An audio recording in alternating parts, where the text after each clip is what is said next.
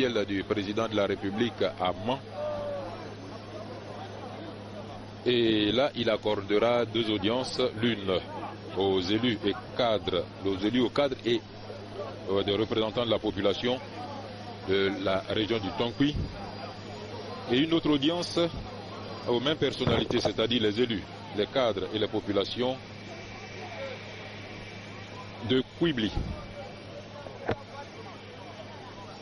Voilà, donc Thomas Banchi, vous l'avez dit, le président à sa descente d'avion sera donc accueilli par le préfet de la région du Tonkui, par le maire de Logwalé, localité qui habite l'aéroport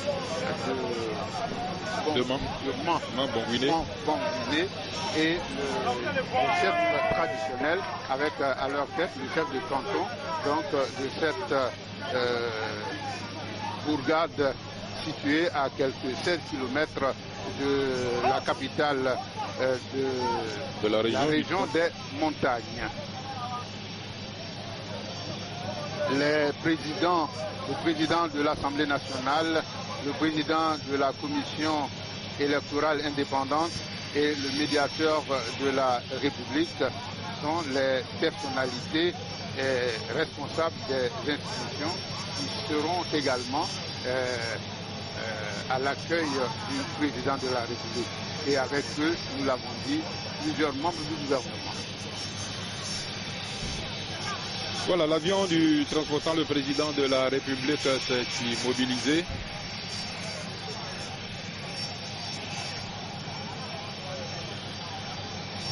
D'un moment à l'autre, Alassane Dramane Ouattara fera son apparition au haut de l'échelle de coupé.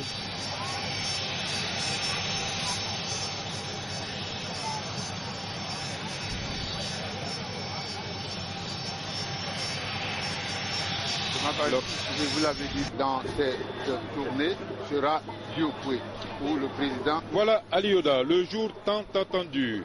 L'événement préparé avec tant d'ardeur, d'enthousiasme et de munitie est arrivé. Le président de la République, Alassane Ouattara, retrouve l'ouest de la Côte d'Ivoire.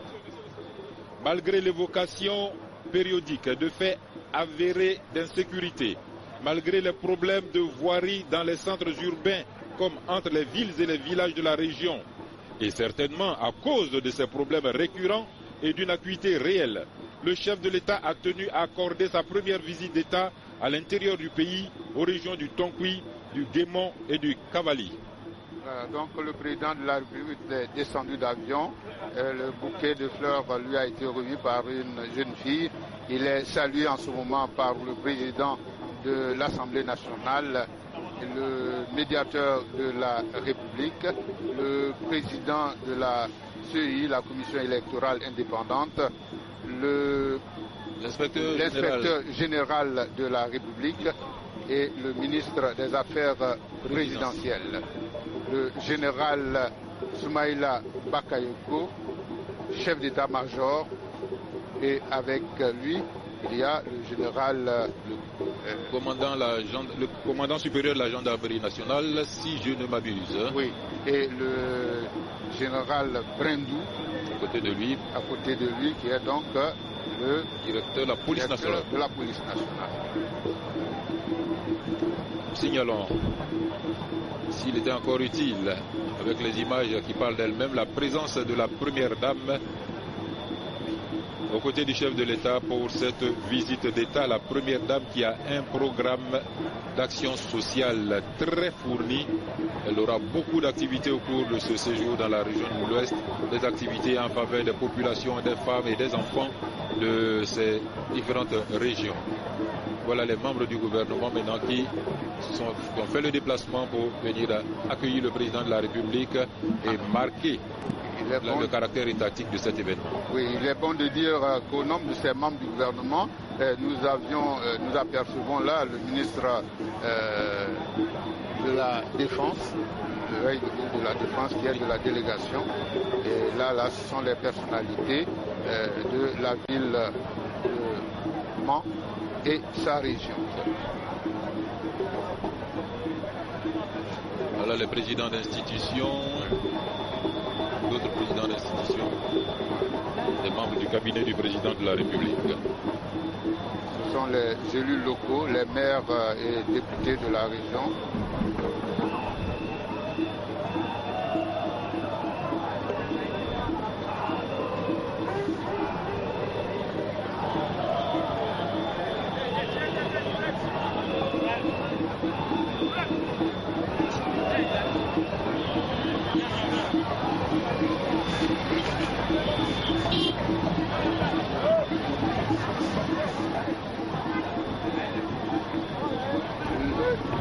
Il est bon de rappeler, Thomas Banchi, que l'un des grands rendez-vous prévu au programme d'aujourd'hui sera le meeting annoncé pour 15h30 précisément au stade Léon Robert de Mans.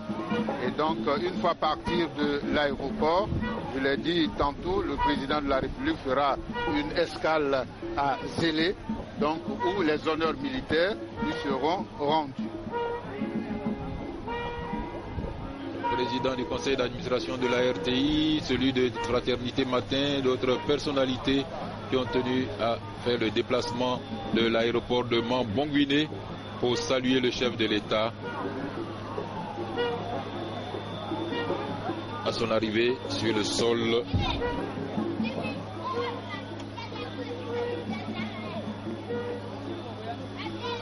Je voudrais signaler en concluant ce compte rendu en direct de l'aéroport de Mans-Bonguiné. Je voulais souligner ici la mobilisation qui nous a tous surpris. Nous-mêmes qui avons participé à quelques réunions du comité d'organisation au plan national comme de certaines commissions, notamment de la commission mobilisation, sensibilisation. Il était prévu donc que la mobilisation soit allégée au niveau de l'aéroport.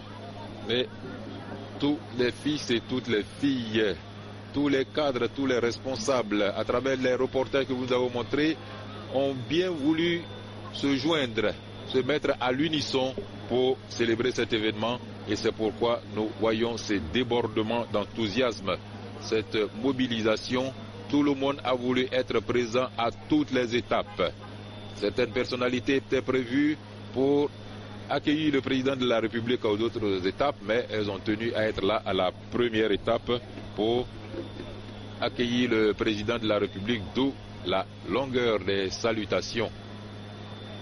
Donc, le président de la République parti, donc quitter d'un moment à l'autre l'aéroport de Mans-Bonguiné à destination de Manville, à 16 km donc de l'aéroport. Et nous l'avons dit tantôt, le chef de l'État va marquer une halte à Zélé, donc porte d'entrée de la ville de Mans, où les honneurs militaires lui seront rendus. Voilà, nous reviendrons sur le reste du programme pendant que le président de la République continue cette longue opération, allez dire, de poignée de main. Je voudrais signaler un fait qui m'a marqué un peu à Abidjan. C'était la présence lors d'une réunion préparatoire de l'équipe de mobilisation du comité d'organisation pour l'étape de Toulepleu, la présence de l'ex-secrétaire général du gouvernement, M. Thieoulou Delia Félix, qui avait tenu à être présent donc à cette importante réunion. C'était le 16 avril dernier. Et au-delà de sa présence rassurante, il a livré quand même un message fort dans le sens de la mobilisation et dans la définition même du sens de cette visite d'État. Le président est en train de prendre un bain de foule avant de partir donc de l'aéroport. Naturellement, le chef de l'État ne pouvait pas refuser ce plaisir-là aux populations de Mans, n'en déplaise à la sécurité. Mais le président Alassane Ouattara est le président de tous les Ivoiriens et ici à Mans, on l'a tenu à le lui faire savoir. Voilà, Je voudrais revenir dans cette ambiance de cohésion et de fraternité retrouvée sur le message qu'a livré le président, l'ex-secrétaire général du gouvernement, M. Théophile Félix. Pour lui, a-t-il dit, la visite du président doit pouvoir sortir tout le pleu, et c'est valable pour toute la région, de son tout développement et les populations de leur torpeur. Nous avons de la chance d'avoir plusieurs membres du gouvernement qui sont bien connus du chef de l'État. Le fait que la visite du président à Mans soit le point de départ de cette visite de tournée n'est pas un hasard. C'est le fruit du travail de négociation qui sont devant.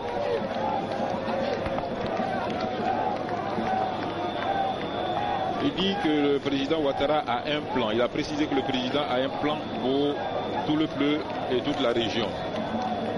C'est pourquoi il a exhorté tous les fils et toutes les filles du département de tout le Pleu et de l'ensemble de la région à se mobiliser pour l'accueillir comme il se doit, pour accueillir le président de la République comme il se doit. L'ex-secrétaire général du gouvernement a sûrement été entendu quand l'on voit cette mobilisation au moment où le chef de l'État approche avec peine de son véhicule de commandement.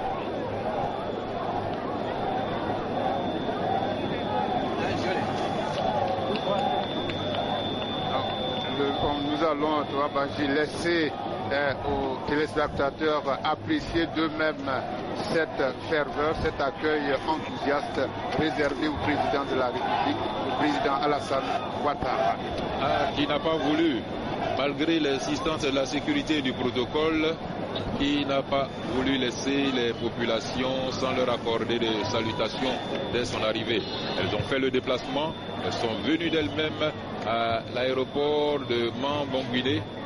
Il est tout à fait normal qu'ils fassent l'effort de les saluer, qu'ils fassent ce bain de foule imprévu au départ dans le programme. Alors, ce qu'il faut dire, c'est que après, donc voilà encore une autre démonstration. J'allais dire ça, ce sont là des tapeurs de tam-tam qui vont donc, j'allais dire, gratifier le chef de l'État de leur prouesse.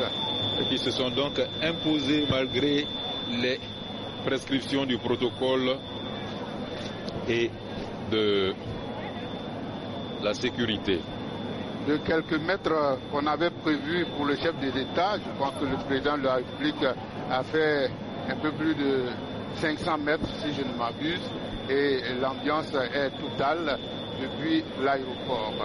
Nous attendons de voir ce que cette ambiance sera tout à l'heure à Zélé. Je crois que le message qu'ont voulu véhiculer tous les organisateurs, à commencer par le président du comité d'organisation, ont été compris. Ce message résumé ainsi dans cette intervention de Madame le ministre de la Salubrité, Madame Anne Oloto, qui disait que le président de la République ne vient pas à l'ouest pour voir des militants d'un parti. Il se rend chez nous pour rencontrer et échanger avec des frères et des sœurs ivoiriens dont il est le président. Il vient toucher du doigt nos difficultés pour qu'il nous dise ce qu'il prévoit pour tous les plaies. C'est d'ailleurs, Toba Banji, dans cet ordre d'esprit-là que les organisateurs ont interdit qu'il y ait des t-shirts à l'effigie du président de la République. Tout ceci pour dire que le président Alassane Ouattara est le président de tous les Ivoiriens. Oui, des t-shirts à l'effigie du président de la République, ça peut être autorisé, mais pas estampillé d'un quelconque sigle de parti politique. En tout cas, il est le président de tous les Ivoiriens et les populations de Mans, par la forte mobilisation qui les a caractérisées depuis l'aéroport de Mans-Bangouiné, ont bien prouvé que ce message a été entièrement compris.